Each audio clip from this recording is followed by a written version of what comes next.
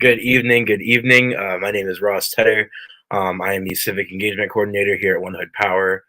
Welcome today to our One Hood Candidate Forum for our magisterial candidates, District 05 to 01. So that encompasses most of Garfield, um, parts of Bloomfield, Polish Hill, um, and some other parts of that side of the East End. Um, we have four candidates here with us tonight, and we're so grateful for them being here tonight, especially with just how busy the campaign trail is. It's always appreciated when someone comes out. So this forum is it's slated to last about an hour, um, and it's really just an opportunity for us to hear from candidates directly, about the position and about their values. And that's really important with a judicial position, and much less, a magisterial district judge, just because they are oftentimes people's first interaction with the legal system, whether that be for civil matters, whether that be for criminal matters, right? So it's a very important position, and it's very important that folks are aware of who they're putting in there. So they have the power to do a lot of things, right? Amongst other things, like they can marry people, they can sign warrants, right? They can get restraining orders. They do small claims, they do landlord tenant stuff, and then they can find some people guilty in criminal matters, right? They set bail. Um, so they don't set bail. They decide whether bail is appropriate. But magistrates are also 6-year positions, so this is really important. So we're really glad that we have this going on. In the future, we're going to have more of these. There's other districts that are just as important, especially for our focus, which is Black Pittsburgh. So be on the lookout for that.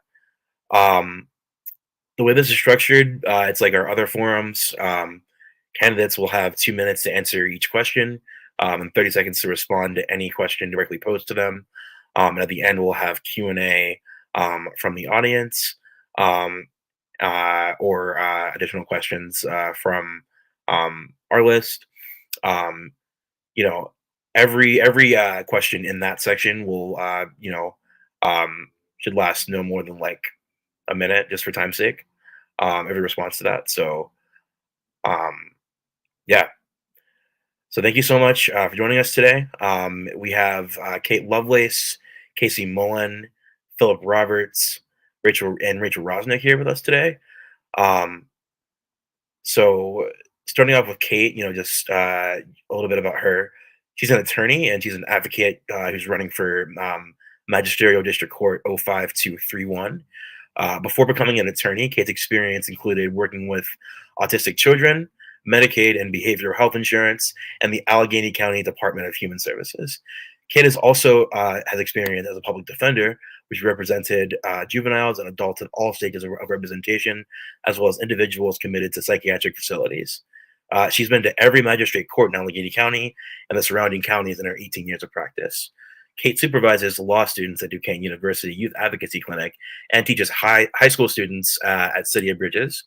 She's also well regarded for her work defending individuals living with autism and hidden disabilities in criminal and COIF courts.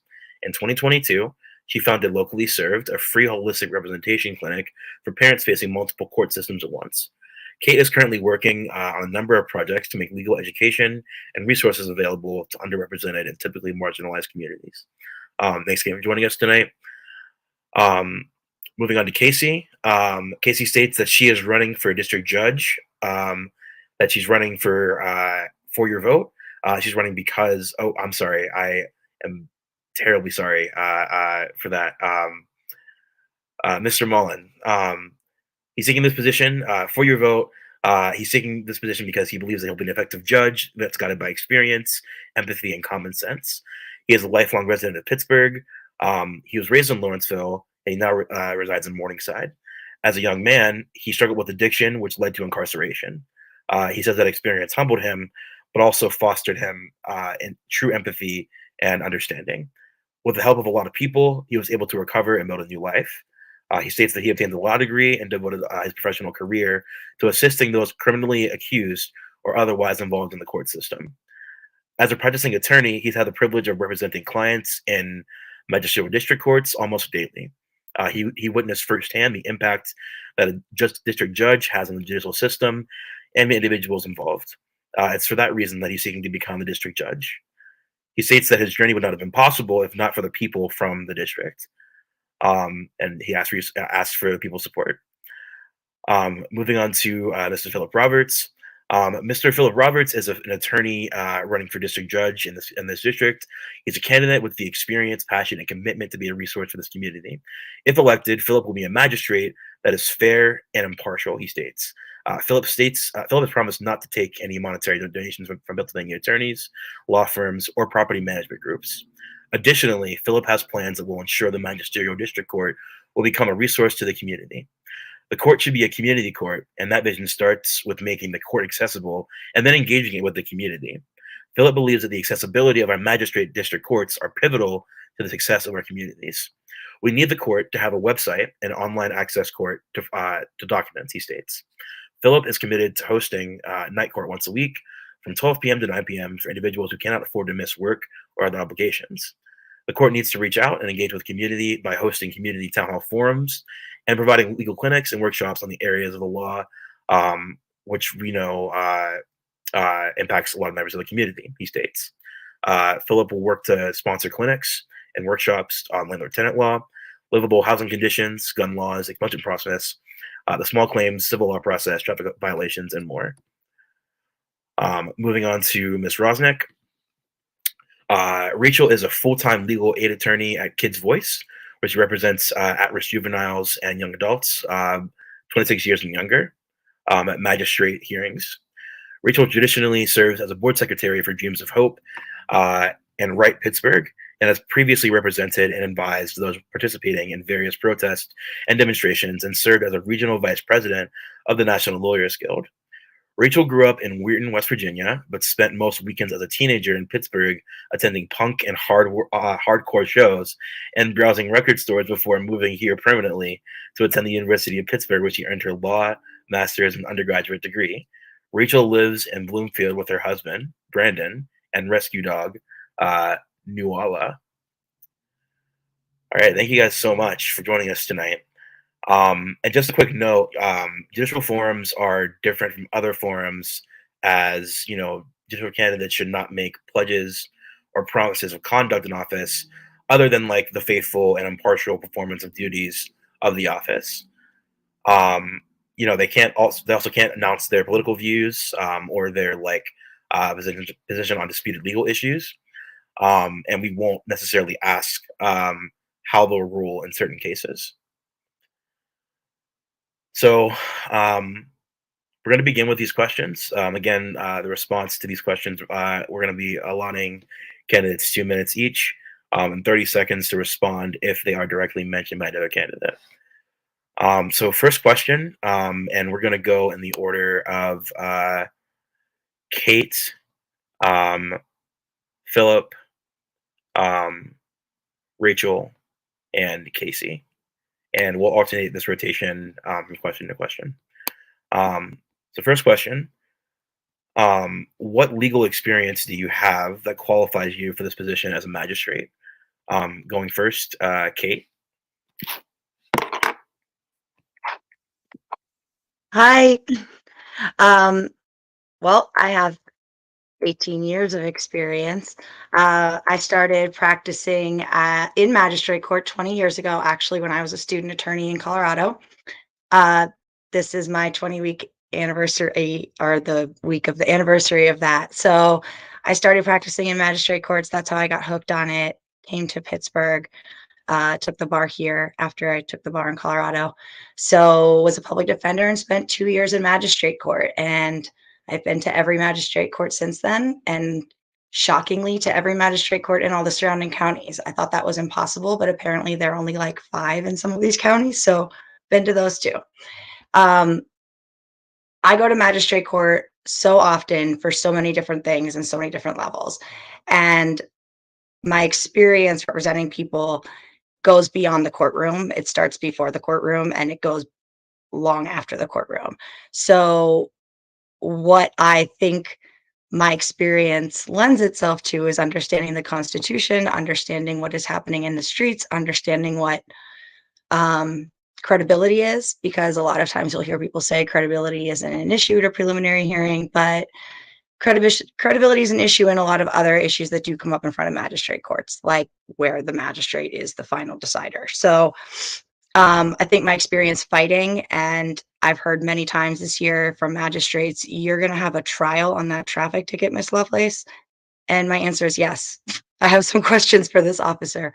So I believe that my experience doing, sorry, it says my signal is lagging, but I think my experience challenging magistrates in court, challenging their decisions later down the line in court, representing people at arraignments, at preliminary hearings, at truancy courts, at child summary cases, all of those things lend to my experience. And I fight for people, and that's what I do. Thank you. Thank you so much, Kate. Next, I believe, is Philip. Thanks, Ross. So to start with, similar to Kate, my kind of legal experience, especially with what is relevant to the magisterial district courts, and to what got me passionate about, way back then, potentially serving this community as a magisterial district judge, starts in law school. And so when I was at the Michigan State University School of Law, I got involved with an alternative dispute resolution clinic, and it was actually in that clinic that I, found that passion, that calling to hopefully one day serve this community in this role. As a part of the clinic, we were certified as facilitative mediators. And as mediators, we went out to the state of Michigan. There were 3 district courts that we provided mediation services for, and we mediated not only housing cases, but also small claims cases in Michigan's version of the magisterial district courts. And when I was serving those courts and providing mediation services for the community members there, it hit me the impact that you can have, not only on the lives of the people that are going through those proceedings, but also from a perspective, from a court perspective, and a global view, using mediation skills and allowing people to feel heard, allowing people to have a voice and a say in their process.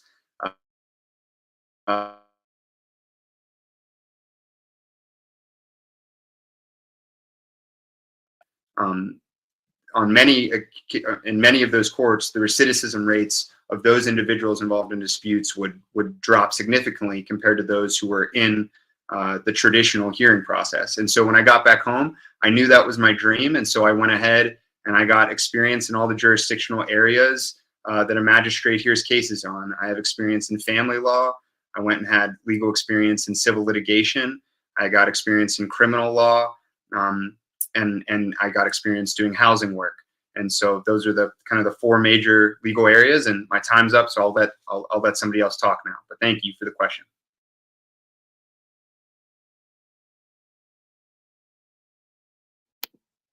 I was muted. I apologize. Thank you. Rachel. Hi. So my full-time job at Kids Voice is I represent juveniles and young adults at magistrate hearings. It's a full-time job. My youngest client is 8 years old. My oldest client is 26 years old. Because that is pretty much the only thing I do at my job, I'm very familiar with all of the little things that a lot of magistrates maybe don't think about that really impact someone's life and can really derail things. Things like not offering like a virtual accommodation for a 13-year-old can't drive themselves to court. If a 13-year-old misses a court hearing, that's not on them. things like that. The decision to issue a bench warrant because someone fell a few dollars behind on their payment plan, not realizing that that is going to add additional fees to their balance, possibly suspend their driver's license, and just basically triple or worse the amount owed, which then puts them at a disadvantage for the next month's payment. Before Kids Voice, I also had experience representing people at preliminary hearings, primarily arrests evolving from protests and demonstrations. And I've also done landlord-tenant arbitration prior to my job at Kids Voice in the pandemic.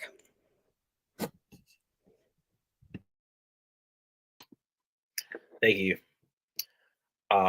Casey. Thanks, Ross. And I thank One Hood for hosting this. But as a practicing criminal defense attorney, I am in front of magistrates almost daily. I have represented hundreds of clients before every magistrate in Allegheny County and most of the surrounding counties. And what that experience offered me and how I think it would benefit me moving forward is I got to see what good magistrates do and how good magistrates are effective. And I got to see how magistrates who do not perform the job very well are ineffective. I have represented clients in preliminary hearings in homicide cases, payment determination hearing, bail hearings, every hearing that appears before a magistrate. I've also litigated civil claims before magistrates, as well as landlord-tenant claims. I believe that a magistrate's role is pivotal because, as you said during the introduction, this is someone's first exposure to the criminal justice system or to the court system in general. And I think it's imperative that that person is met with a court that's compassionate, understanding, allows that individual to be heard.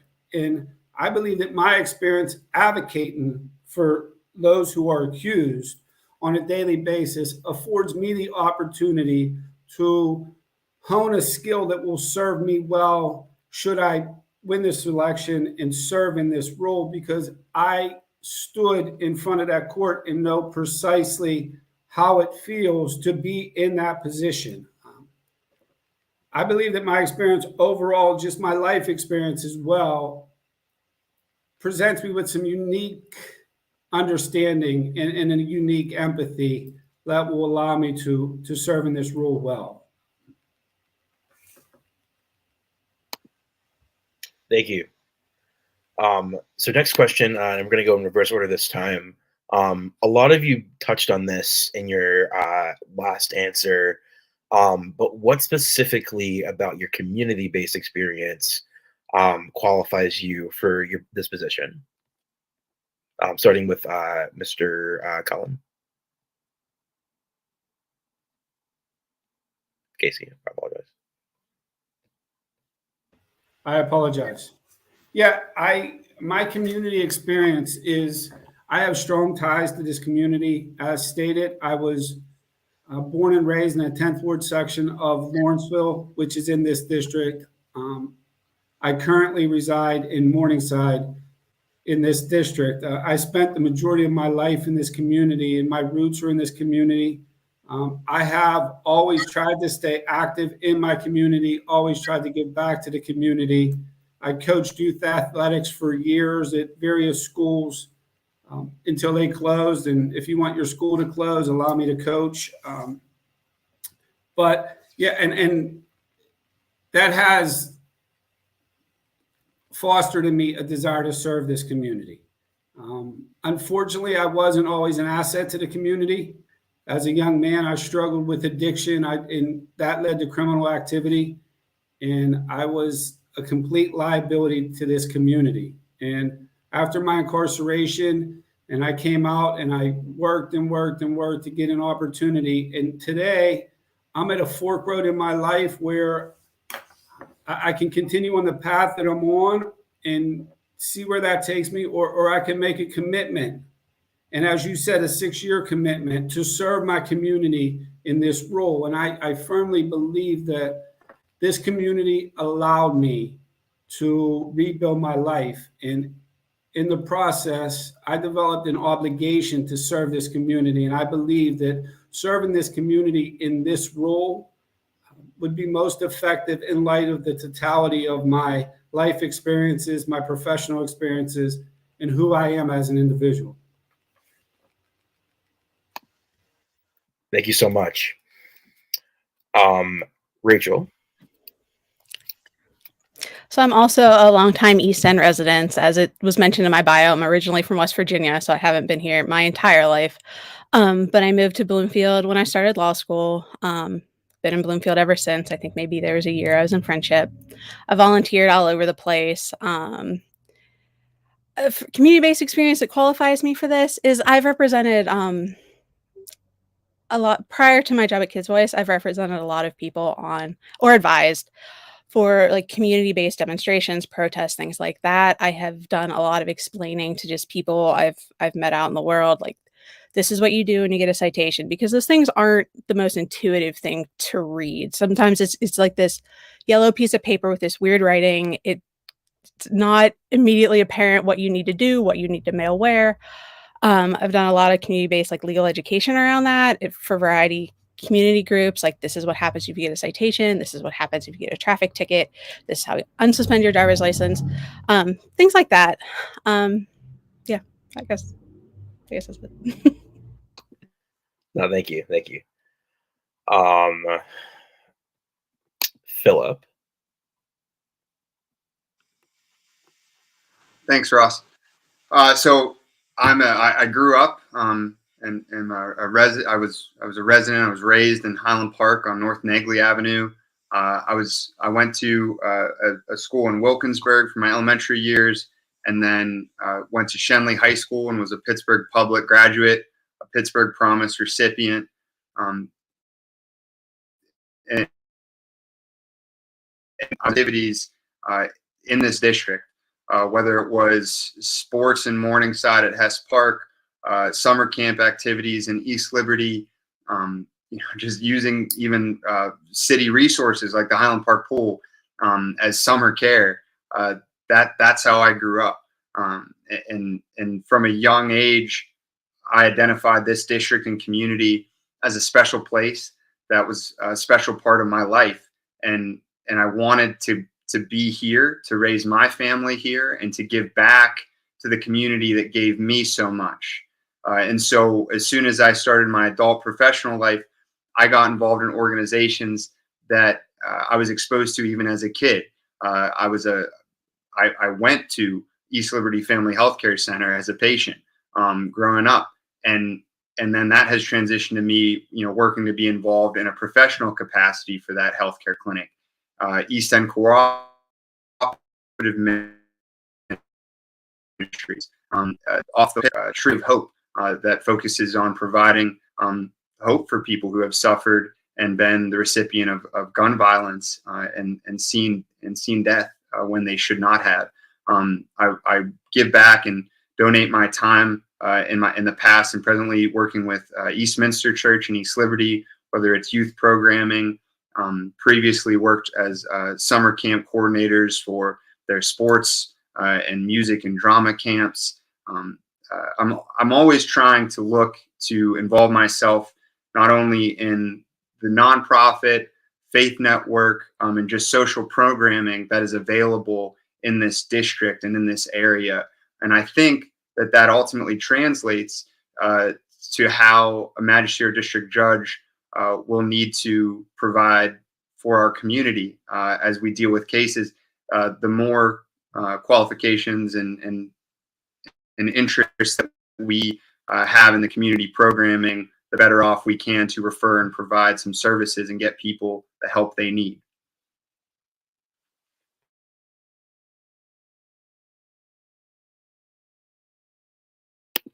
I apologize. My mic's muted. Oh, yikes. That's an echo.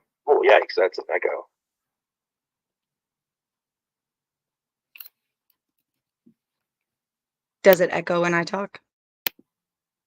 Not that I can hear.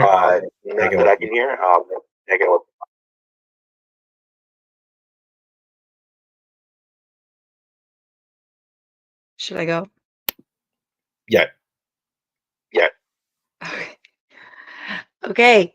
So, wow, that I'm gonna really date myself here compared to that. I don't even remember my summer camps, but I moved to Highland Park in 1983 with my mom and dad. Our real estate agent apparently told them not to move here. It was too dangerous. And my mom passed away 2 months later. So I was raised by a single father here, and he was a social worker. And he worked in this community with people with disabilities, people with drug and alcohol, and people with mental health. And I was with him all the time because I tagged along with him because I was an only child of a single parent. So that's what we did.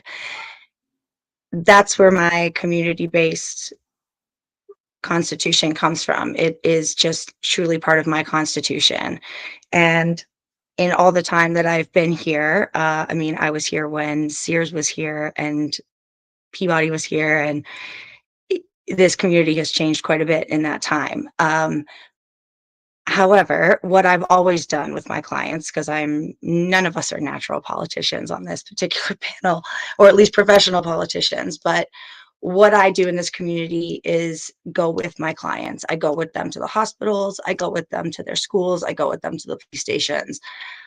I represent people in every way that they need to be represented in the community. And that is how I have learned to understand truly, truly what is happening in this community, the urgency that we need attorneys who understand what is happening, that are sitting on the bench. And part of making a better community is empowering people. And that's so much of what we do. It's part of my practice, and it's part of how I would continue to practice, is to make people understand their rights, understand the language, and be able to feel like they have an opportunity when they come in front of somebody because they know that person understands their community because they've been in it and they've been fighting in it. Thank you. So next question, going in reverse order. What experiences do you have in working with people who don't have, the same lived experiences as you? And so can you sort of like define what your lived experience, is as well? Starting with Kate.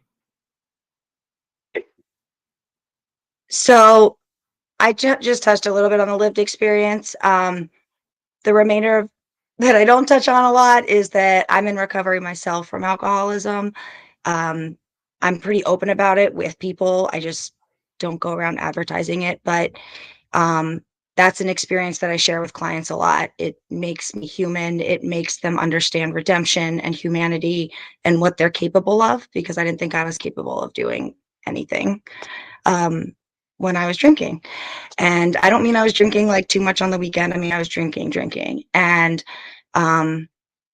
I try to understand that my clients and the people who come before me, or the people that I'm dealing with all the time, know that we are vulnerable and we are human. And I have room for that. I'm not judgmental about that.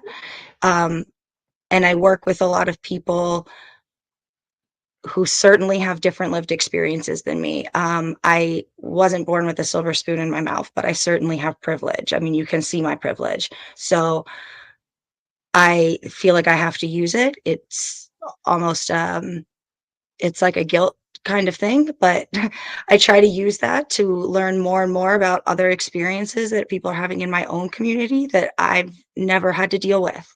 Never had to leave my house an hour early because I think I might get pulled over, and that's going to take an hour of my day. And then I'm going to have to go to court, and I'm going to take the lowest fine that I'm possibly going to have to take to get out of there. So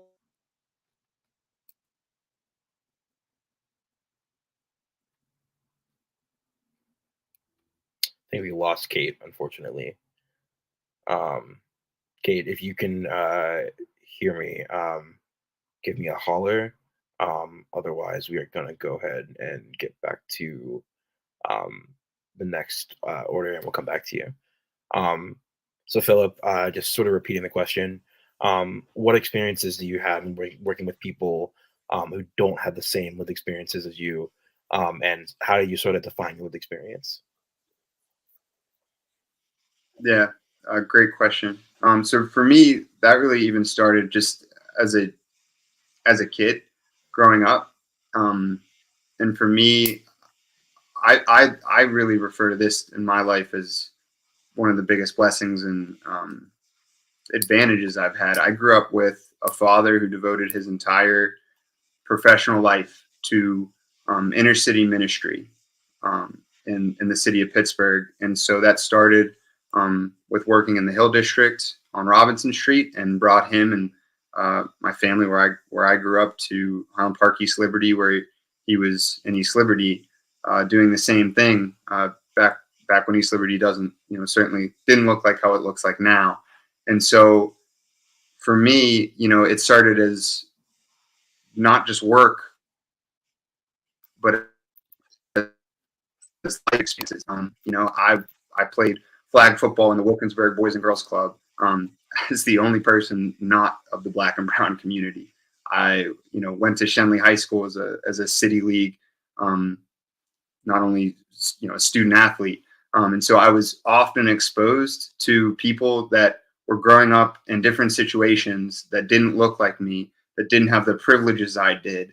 I have seen and been with people that have gone through tragedies that I think I wouldn't have, because, as Kate mentioned, I don't have to worry the same way people of the Black and brown community have to worry when they step outside. But what I did was I made a decision to be a part of that community and live alongside friends and family in that community, and had to see things like my teammates and friends, Jerome Grayson and Nikhil Young, be buried because of gun violence, right? Be buried due to gun violence and criminal activity in this city. And so as a professional now, I'm always working and keeping that in mind. And I've seen and experienced alongside, marginalized sections of this community. And I try to always work to be an advocate for those individuals, and to make sure that they know that they're, first of all, heard and valued, and their experiences matter, and we need to work to always change those. So thank you.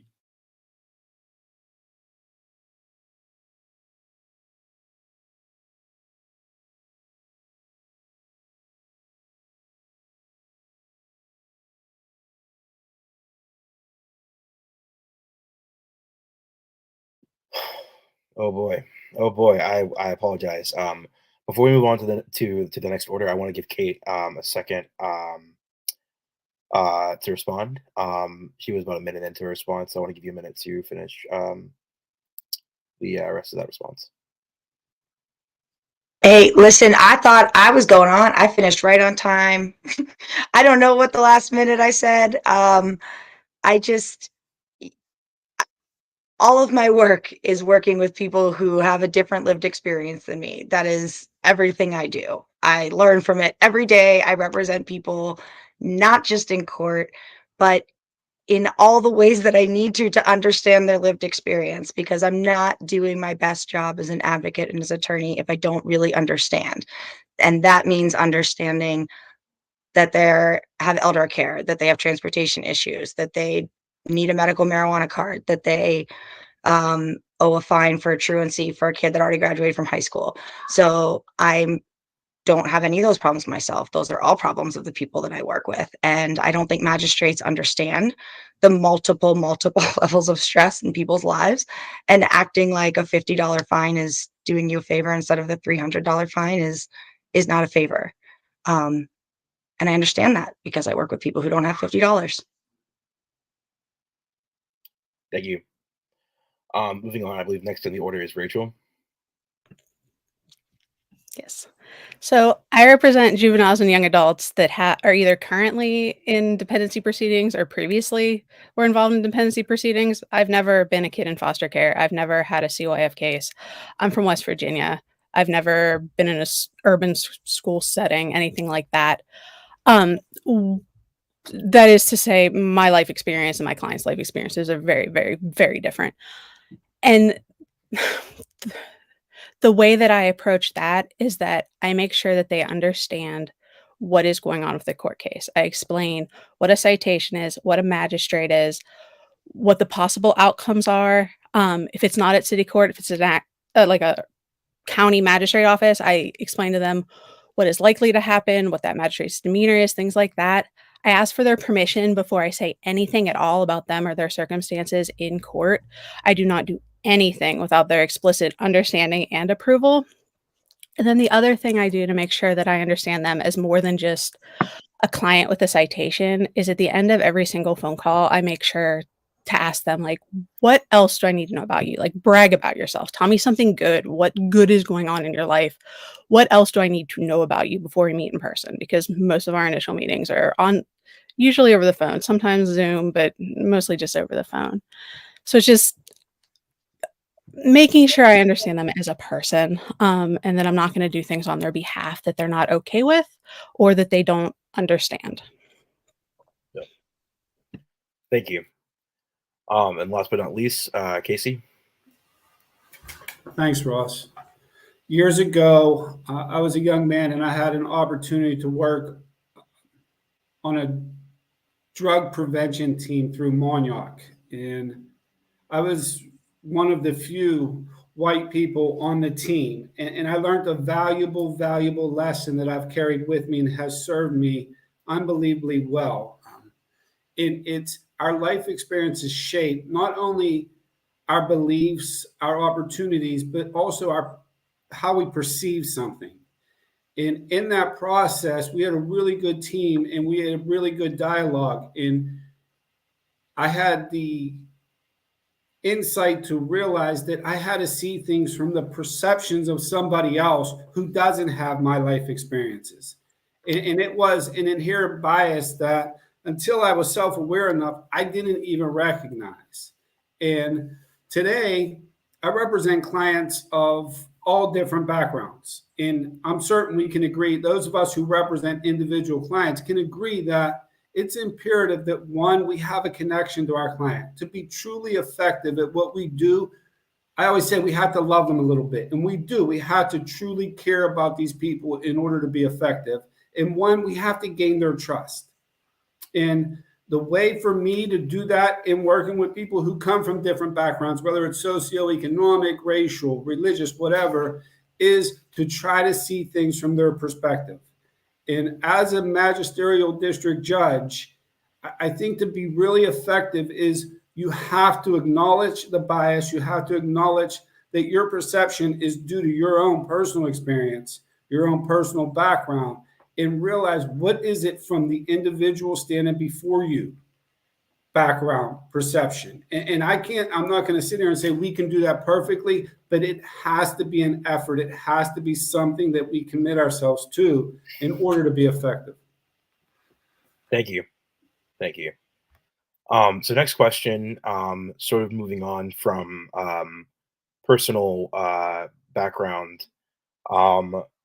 Crime is sort of perceived to be, at a crisis level right now by many experts, which we know is directly correlated with income inequality, economic hardship, and other streams of poverty, right?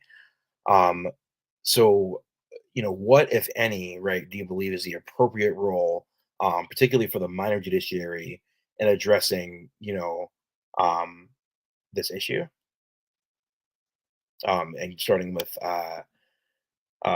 Casey, Mr. Mullen. I apologize. I was waiting for the question to pop up as it has been. I'm sorry. The question is, how can the minor judiciary address the issue of rising crime? Mm-hmm. And that is a challenge, and it truly is. This is not an easy job. It's not an easy job to do well. If one were to accept this job and say, I'm never going to put anybody in jail, I'm always going to grant bail, I'm never going to evict under any circumstances, then it may be an easy job.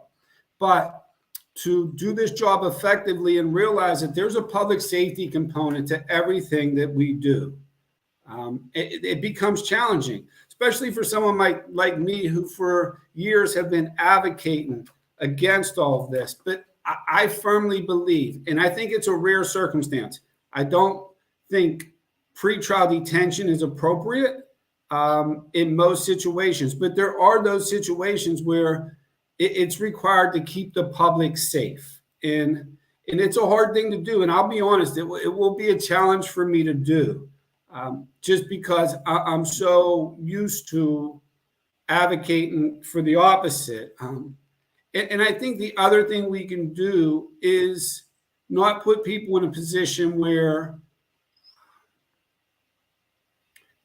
they view themselves a certain way and we attach labels to them. I think the magisterial district court, as we said before, is most people's first introduction.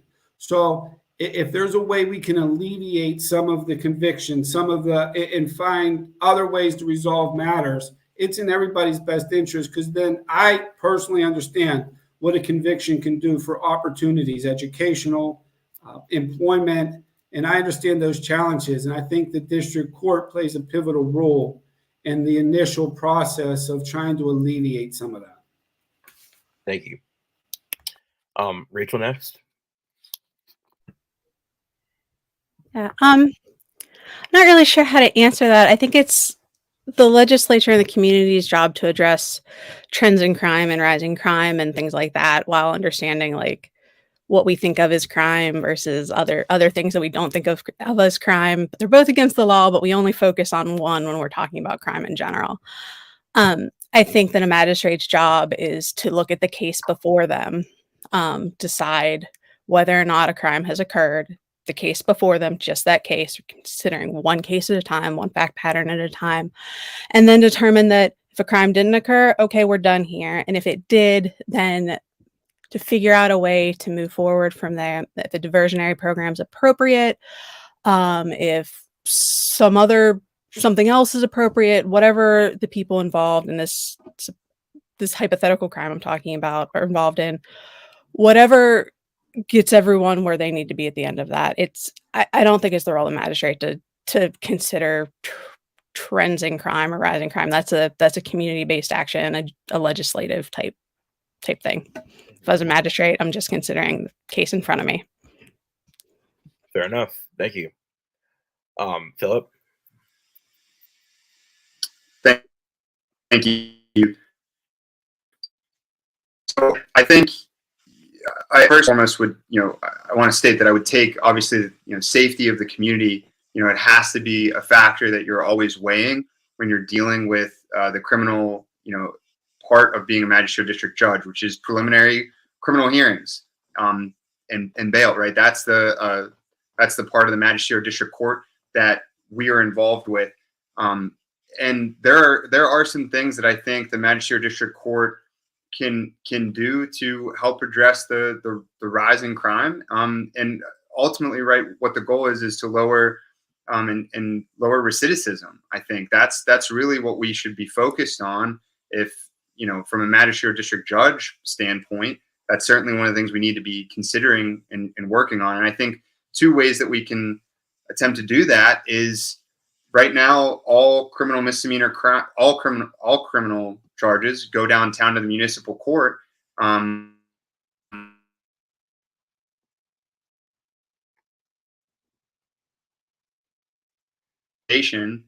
Is that we need to bring the nonviolent criminal misdemeanors back to our community courts, where the magisterial district judges that we are electing, and that the community members are electing, are able to hear those cases. It takes a roadblock away from the individuals having to use resources and bandwidth to get downtown and possibly not show up to hearings. Then you get into failure to proceed,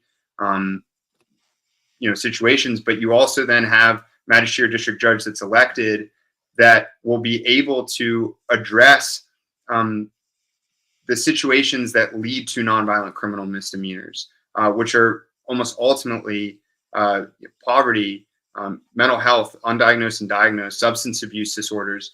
And we can work on addressing those and even at that stage, which ultimately I think will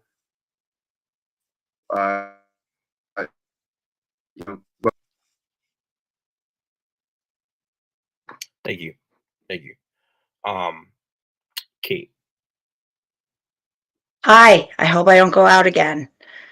So I'm going to say the beginning of your question was perceived as an perceived crime rate, and the homicide rate is up in Allegheny County, but the rest of the crime rate is down. So if people are getting that perception, that has a lot to do with the news and what people internalize and what they don't. But crime is not really at an all-time high. Over policing is. And there are a lot of ways that magistrates could do different things, but currently the system is doing exactly the way it was designed to do, which is this is just the first level of court, and people are expected to, pay a fine or do something to get something resolved so that so that they don't have to go through the rest of the system. And that isn't, that's not fair. Magistrate court should be the last court often, and it should be the last court because somebody took their chance and they had I'm sorry, I was distracted. The note. Because people come in there and they fight their case and they win. People don't have to leave magistrate court with some piece of paper that says the officer had a right to stop them in the first place. I've seen magistrates in the last 2 days. I've seen a magistrate sign a search warrant for nothing more than marijuana, which is a possessory crime, which is only a crime that you're not allowed to have it if you're some specific person. Otherwise, you can have it, and sometimes it's criminal and sometimes it's not. But the odor of marijuana is no longer probable cause for a search warrant, and a magistrate just signed off on that. And that guy went to jail because he was on probation for something that he did 15 years ago. So that is a problem. Magistrates cannot sign search warrants like that. That is not a crime. And there might be people on this call who disagree with me, but if it's legal for someone to have it, then you don't know if it's not legal for that person to have it just because you walked by their car and you saw it and you don't like their car, you don't like the way they look, and you decided that you should come to court. 100% of marijuana only charges were Black people in 2021. 100%. Wow. Thank you. That's wild and unfortunately not surprising, but thank you. So next question, and this, I recommend answering this to the extent that you can. What activities would you plan to undertake, to further the improvement of the legal system? Activities which you're allowed to do, under the code of conduct, and starting in reverse order, Kate. Okay, someone asked us the other night, someone asked me something about how like Mick promised to make this public community space. And the truth is, I'm not a judge. I don't know what you can and can't do with courtrooms and that kind of space yet. It kind of threw me off because Judge Rangos can't just say I'm going to let everybody use my courtroom for like whatever things they want to use it for, or to have a certain type of workshop for this type of thing. I don't really know what all the rules of that are. I know that this magistrate court is new, and I know that it has a lot of actual transparency and it has space for people to have meetings, and allegedly it can hold 70 people. And as somebody who does develop workshops in the community and is currently working on how to diversify the legal field in this community, I'm always looking for space to use and to empower people and to give people more opportunities to learn about what their magistrates do, what their rights are. I mean, magistrates can't hold lawyers in contempt. And I only learned that because a magistrate tried to hold me in contempt 15 years ago. And I was like, I don't think you can do that. And it turns out you can't do that. I mean, there are just a lot of things that as magistrates, we don't always know what we can and can't do. And as much as I would love to continue the work that I already do to educate people in the community and provide space for that and be that kind of person, I just honestly don't know what the rules and laws are around that for judges. Thank you. No, and I appreciate your honesty in answering that question. Philip, and let me know if you need me to repeat the question. I'm good. Thank you, Ross. Appreciate it. Yeah, this is kind of at the heart of why I'm running. I think I've got some good reform ideas that we can really turn this court into the community court and the resource that it can and should be for this community. So for starters, we need to make the court more accessible to the community. To me, that looks like a couple things. One, we need modernization website, online access to we need it to be accessible hours wise, right? We need to be able to offer night court once a week, where people who can't afford to take off work Monday through Friday can still come and utilize it as a resource. Second part, Mick was right. That court should be a resource to the community, and it can reach out and engage with this community. And by doing that, it can help protect groups of people in our community that are often marginalized and treated unfairly, have their rights infringed upon, and we can help protect our community by reaching out and engaging with that court. That court can offer and partner and do, and partner by providing legal clinics and workshops. Judge Nick Martini is having a landlord-tenant clinic on May 3rd.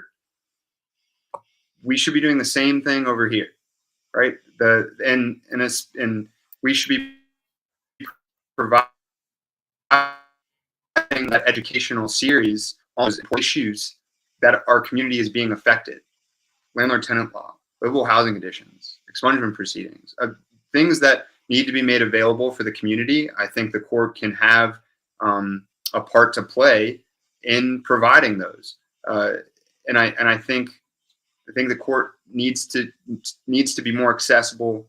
And if we make it more accessible by engaging with the community, I think it becomes that resource that we all want it to be for our community members. Thank you. Next up, Rachel. So some things I assume we're able to do because I've attended them are Judge Pappas had a town forum / CLE at his office last fall. I love CLEs. I would love to have them all of the time. And I like that his was not just a CLE for attorneys.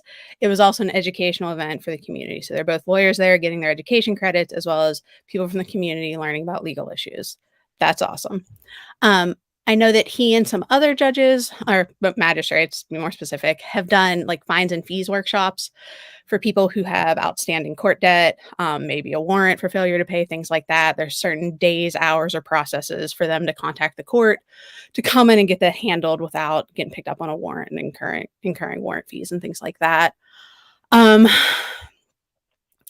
I also know that one thing magistrates can also do, which I really like, is that they can invite other community organizations to just have a spot in their court. Often at magistrate offices, there's representatives from various organizations there to help people in the waiting room, representatives from organizations that assist with landlord-tenant issues. I think URA is doing a big push on that, as well as just mediation. And then county agencies I always get these acronyms wrong, but JRS and HSAO have representatives at different magistrate offices. All of those are things that I think are great, and I think they should be at all of the magistrate offices all of the time, as well as a lot of magistrates have that resource wall where they have flyers from different community organizations that offer services, brochures. There's one magistrate on the edge of the county. I'm blanking on where it is, but he has expungement paperwork packets just sitting out. You can grab it and you can just DIY your own expungement. Just having those resources available, I think, is necessary for a community courtroom. Thank you. Casey? Thank you. I think there's a reason why the district court stayed in a district. And one of those reasons is because it's still the community court. It's still a court that's isolated for the 8th, 10th, and 11th wards. And I agree. One of the problems of going last is you sound like everybody else. But I believe that the court should have informational programs, landlord-tenant, for both landlords and tenants, so that they know their rights, they know their expectations. I don't think it's in any way infringes upon the court being impartial. I think it potentially alleviates some of the issues that the residents of our community may encounter if they're well informed. I think that there should be programs about rent assistance, other programs about mental health. Just so a well-informed community is beneficial to the court. In a community that I believe this community, and as I'm out and about and meeting people and walking around in the different parts of this community is really engaged. And I think the community would welcome the opportunity to have these learning experiences and these presentations, and it would be well attended, and it would be a sense of community, and two, it would empower the community. And there is nothing wrong, at least that I know of. And if it is wrong, then someone would have to tell me, to empower the community and make certain the community is well informed. Because a well-informed community, I firmly believe, alleviates some of the issues that all communities have. So I think that that's absolutely correct. And I heard that Judge Pappas did an unbelievable presentation on bail. And it was talked about. It was appreciated, and I think that that's a great way to use the court location and the resource of the court building to enhance and benefit the community, because at the end of the day, it is the community's court. Thank you. So second to last question here. There's also a perceived housing crisis, right? We talked a little bit about the perceived crime crisis. What is the appropriate level of involvement for the minor judiciary to take in the housing crisis, and what are some ways that you think the court can maybe do better, or responsibilities that the court has itself in matters of housing, and starting with Mr. Mullen.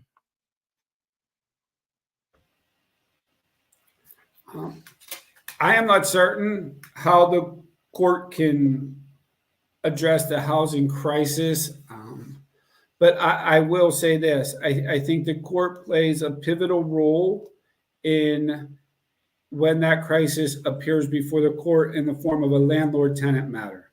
And I think landlord-tenant matters are difficult. I think they're really difficult because from a purely legal perspective, they're mostly contractual, but the court has a unique opportunity in those situations to hopefully mediate and mitigate the consequences, because being displaced from somebody's home adversely impacts all areas of their life, as well as the lives of their children and anybody else that resides with them.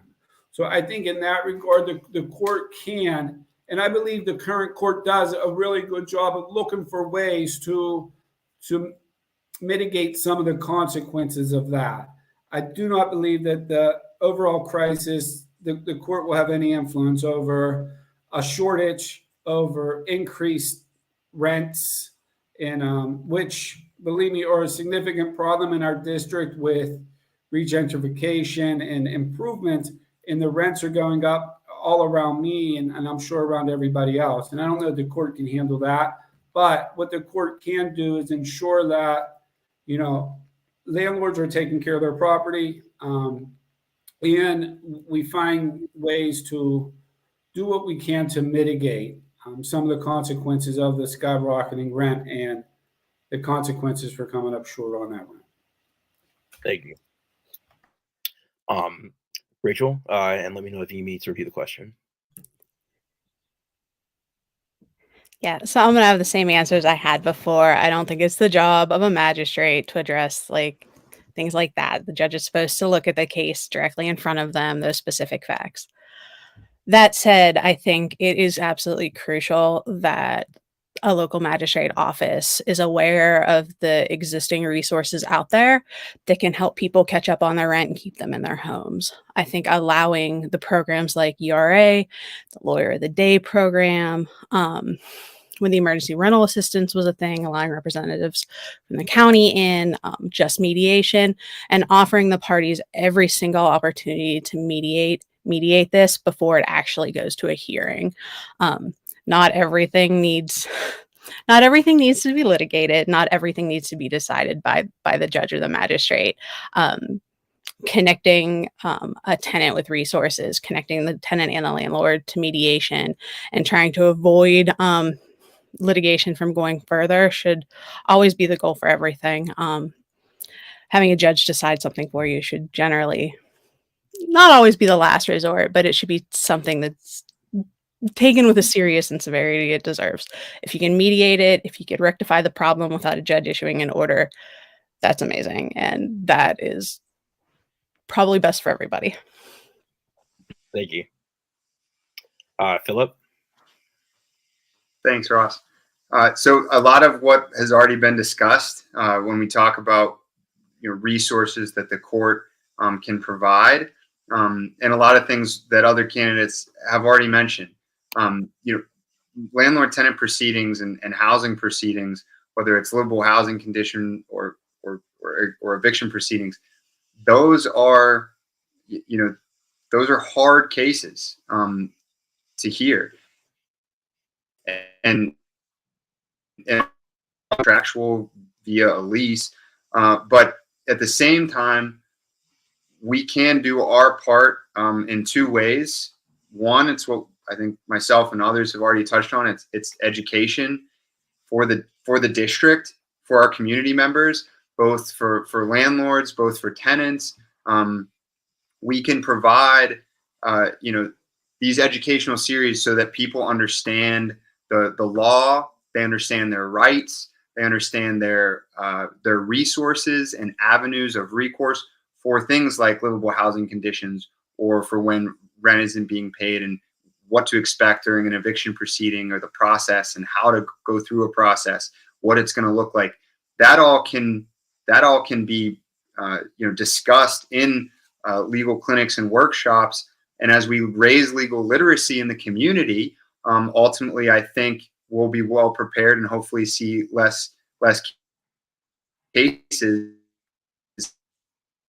come about. I also think it's imperative we have mediation be a process for housing proceedings.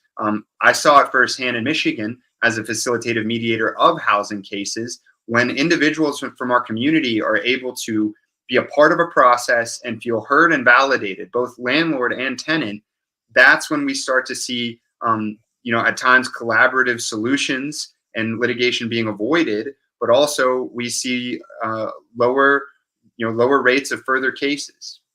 Thank you. Thank you. Kate? Hi. Spoiler alert, it's all connected, right? So, if we are fining people $300 and $160 in court costs, that might be their rent money. So part of this problem is understanding the atrocious level of system burdens that people that come in front of the magistrate are often facing. And there are lots of ways that magistrates can assist with some of the housing issues, even when it doesn't look like a housing issue. And by that, I mean, expect the government to establish its burden at a preliminary hearing on a crime, okay? Because I had a magistrate yesterday tell me that my client waived the government's burden when she got drunk. And that's not a thing. That's not a thing in magistrate court. That's not a thing that magistrate courts need to understand, because it's not a thing. My client can't do that. They can't waive the government's burden or the district attorney's burden.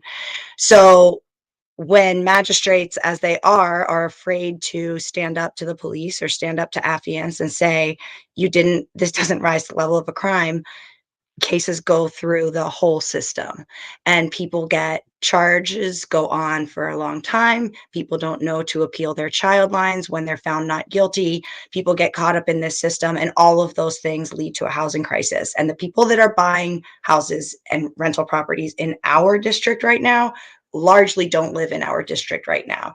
But I've been a landlord and I've been a tenant. And like many people have said, I mean, a lot of times it's about being heard.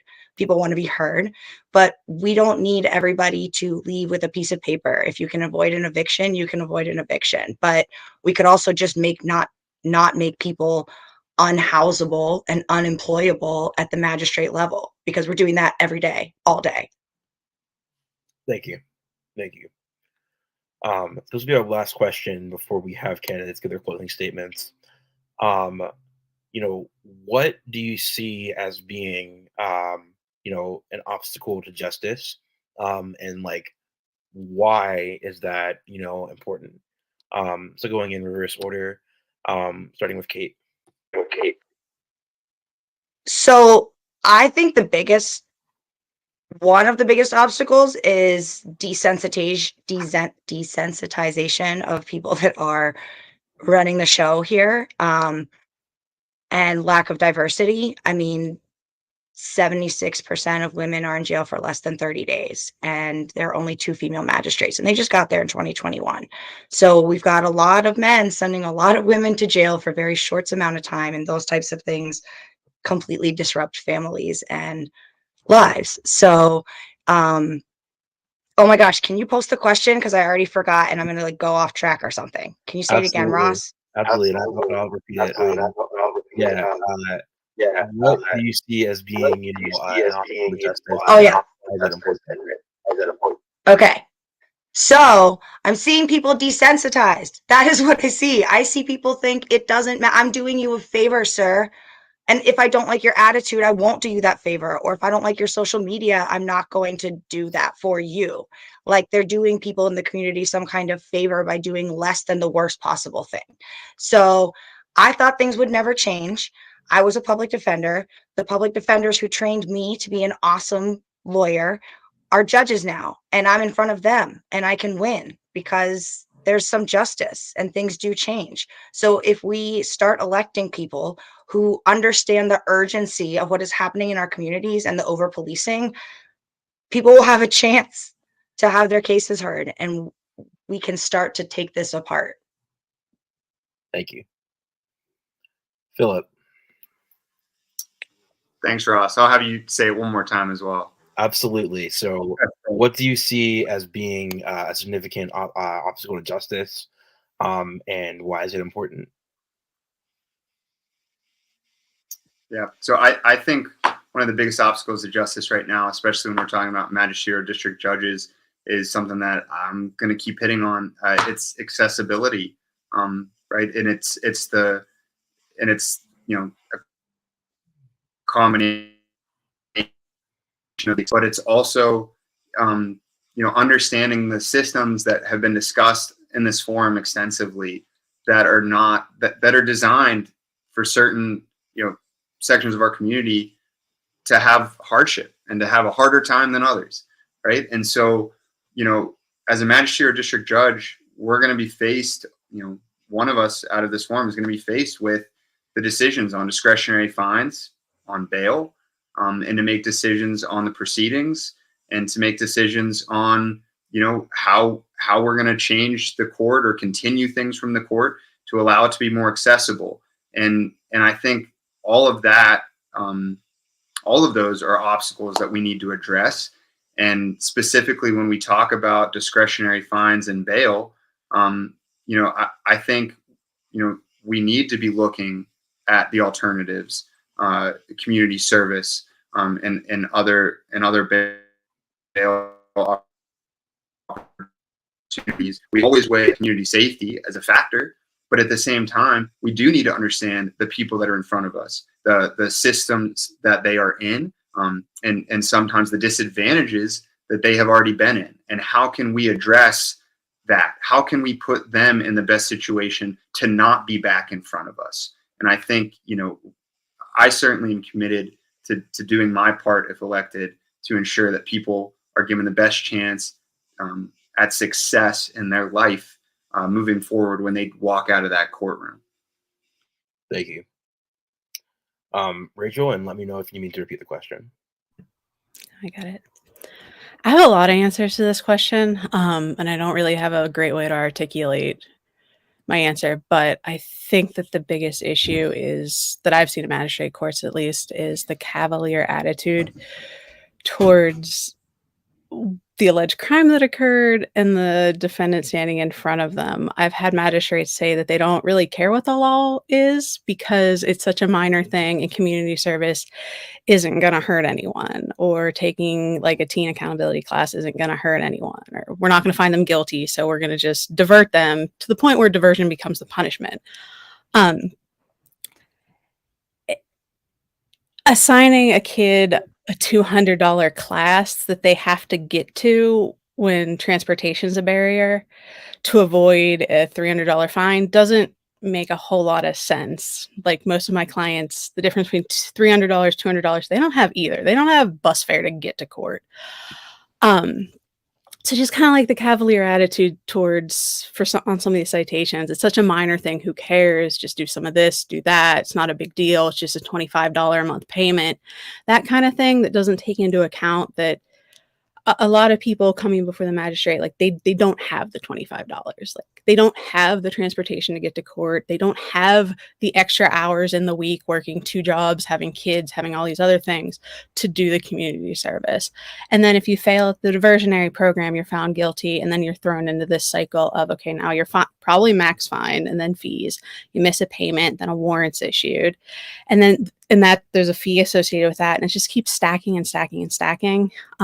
So that was really not articulate at all, but I think just the cavalier attitude towards things that the magistrate deems minor, not acknowledging people's actual lives. And yeah. Oh, thank you. And that was plenty articulate for the record. Last but certainly not least, Casey. Thanks, Ross. If anybody's ever been to city court to see the process of preliminary hearings, they will see that on a given morning, there's 40 or 50 cases that are scheduled. Now they stagger them a little bit. They used to all be scheduled at 8:30 or 8 o'clock. And a lot of magistrates seem to be in a rush on how quickly they could get the docket cleared. And a few questions ago, one of the questions was, have you worked with and interacted with people who do not share your similar experiences? And I think one of the impediments to justice being achieved, and one of the obstacles, is the individual sitting up there in a row doesn't share the same experience as the individual in front of the court, and doesn't take the necessary time to try to see from that individual's experience. A $200 fine to a magistrate, whatever the current rate is, $100,000 a year, is minimal. But to somebody, in a particular situation, that, like Kate said earlier, may be the difference whether or not they pay their rent that month or, feed their children or whatever. And it's imperative that the individual presiding over the case takes the time to fully understand all the relevant facts, all the relevant circumstances, the applicable law, and render the appropriate decision based off of what the allegation was. But I think a lack of empathy and a lack of commitment to truly taking the time to do the job and do the job well is a huge obstacle to justice and getting it right. And I think it's really important for a magistrate to get it right. Thank you. So thanks again for all of our candidates joining us tonight. We're going to go ahead and do closing statements, 2 minutes each. And we're going to go ahead and start with Mr. Mullen as soon as you're ready.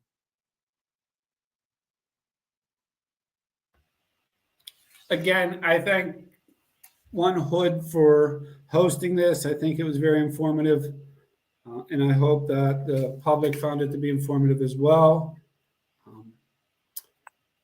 I believe, based off the totality of my life experiences, my professional experiences, and my commitment to serve this community, I am the ideal candidate for this position. I understand the circumstances that those who appear before the court find themselves in. I've been on a journey for years that led me to exactly where I am today. I know what it's like to sit in a county jail and hope someone's going to post bail. I know what it's like to get a criminal conviction, a felony conviction, and think your life has ended. And I know what it's like to walk out of a state penitentiary scared to death that you're going to be one of those people that just keeps going in and out. And I know the obstacles that are in your place when you do get out and you have that conviction on trying to secure an education, trying to secure employment. All of that fostered in me a true empathy and understanding. And I think an empathetic court is unbelievably important to our community. And I possess a level of empathy that can only be acquired having stood exactly where someone else stands. And I possess the humility that can only be achieved by being completely down and out and relying upon the grace of others to pull you up. My vision for the court is one where everybody is heard, is everybody knows that in there their voice counts and they are seen, and the judge will take the time needed to make certain that the determination made is the appropriate one. And I envision a community court where people know that the door is open, that they can come in and it's theirs. And I believe that we have an obligation to serve our community, and I believe that I'm the best individual to serve in this role. And again, I thank everybody for participating, as well as my fellow candidates, and I hope that everybody found this as rewarding as I did. Thank you. Thank you. Thank you. Rachel. Okay. Yeah, thank you for this. I was very, very nervous all day, and this has been great. I've never done politics or campaigns or elections before. This whole thing has been a learning experience, and it's uncomfortable for me. But I'm doing it because of what I've seen over the past few years representing my clients. And I think Casey said it earlier, is that we all love our clients. Like that's why we do this. That's why we're running for this, is because we love and we empathize with our clients. And this opportunity opened up, and it feels really good to be able to help my individual clients navigate the system and avoid like the harshest side of what can happen to the magistrate, or they experience it, help them work their way out of it, untangle some of these fines and warrant situations, things like that. It feels really, really good. What feels really, really bad is knowing that in these magistrate hearings, not everyone has someone to do that. And I have seen other defendants in waiting rooms not get as good of a deal as my client did, just because they didn't have an attorney with them. Because one thing I don't think we've mentioned is that for these summary citations, which is 75% of what a magistrate's going to hear, right to counsel doesn't attach there. So what I want to do is take the best of what I've seen at all of these magistrate offices, combine it with everything I advocate for in magistrate offices, everything I dream about driving home when it doesn't go my way, combine all that and make it just a better court experience for everybody. Thank you. Moving on to Philip. Thanks, Ross. Thank Ross, John, Miracle, One Hood, everyone and part of that organization for making this platform possible for us to get on here and discuss important topics that are important to our community and the district that we're all running to serve. I want to thank the rest of the candidates that took part here tonight.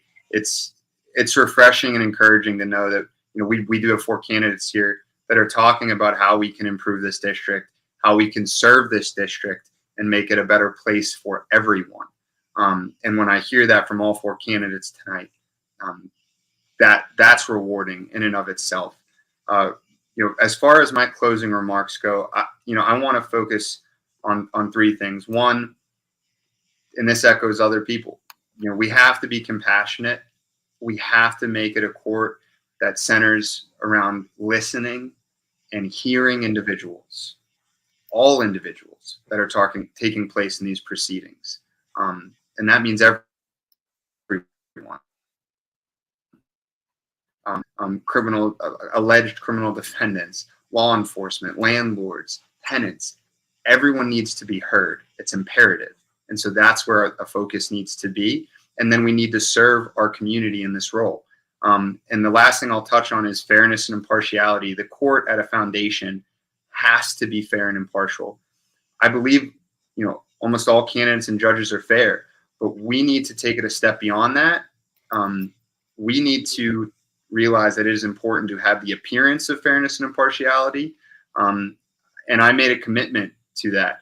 and made a commitment that I'm not accepting campaign contributions from attorneys, law firms, or property management groups, because I want to make sure that every member of the community in the district we serve knows that the court is not swayed by anything, even the appearance of impartiality. And so I'm taking that seriously, and I think it's relevant to share.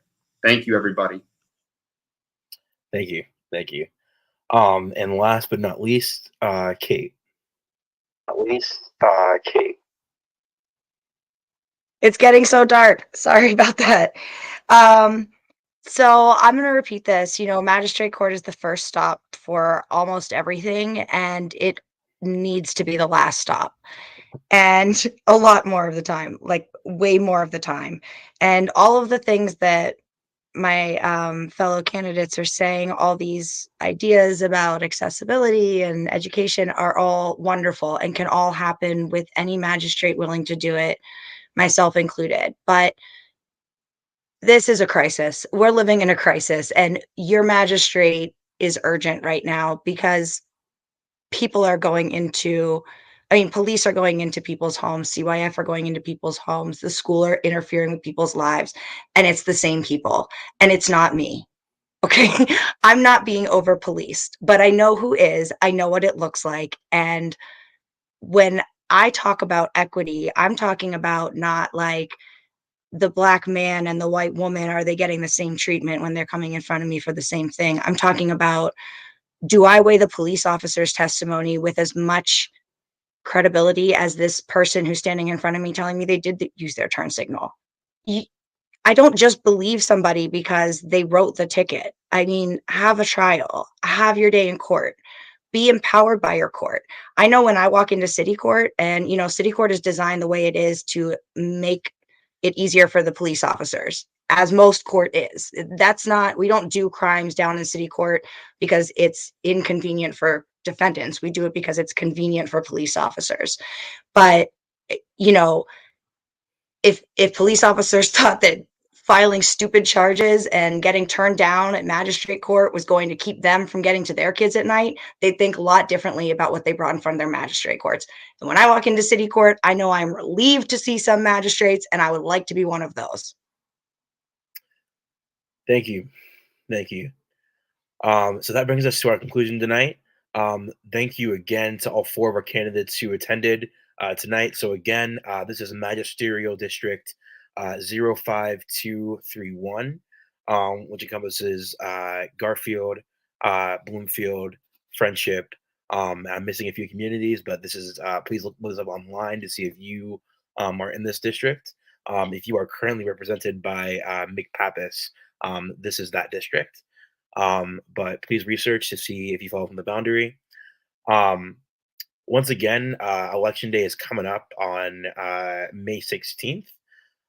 So that's going to be coming up here like lightning speed.